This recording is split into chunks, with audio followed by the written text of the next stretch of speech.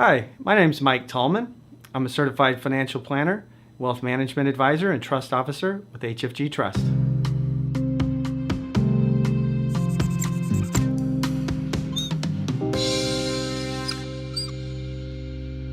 A trust is a legal entity that can own assets. If you think about your will, what we would do is we would work with an estate planning attorney and create a trust document. Now that trust document can take a couple of different forms. Basically, we can have a living trust, which is basically put in place while you're alive, or you can have a testamentary trust that gets put in place after you have passed. A couple of the advantages of a trust over a will. In the will, basically what you have to do is you have to take your will to the courts, and that is called probate. So by putting a trust in place, basically you avoid probate because there is no probate needed when assets are transferred into the trust. There are several people involved with the trust. First and foremost is the grantor. And the grantor is just the individual that actually puts or creates the trust.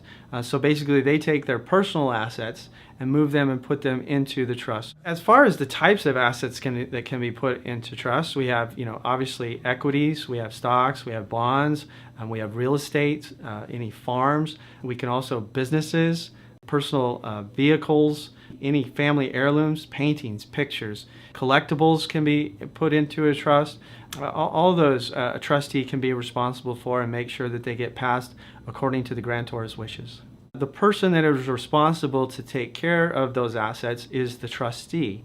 So the trustee's responsibility include just making sure that the assets are put into the name of the trust and also managing those assets. The final person that we have is the beneficiaries, and that is ultimately who receives the assets at the end of the trust or who benefits from the assets, either during the life of the trust or when the trust actually ends. So as a trust company, HFG Trust has two main responsibilities.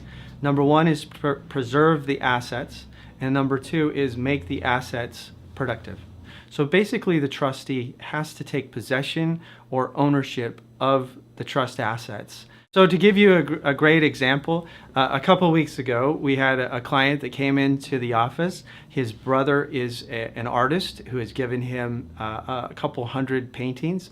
At HFG Trust responsibility would be to go into his home, inventory the paintings, come up with a valuation of the paintings and put those paintings in a secure location so that can be either stored at the home for a time period or also into some sort of secure location.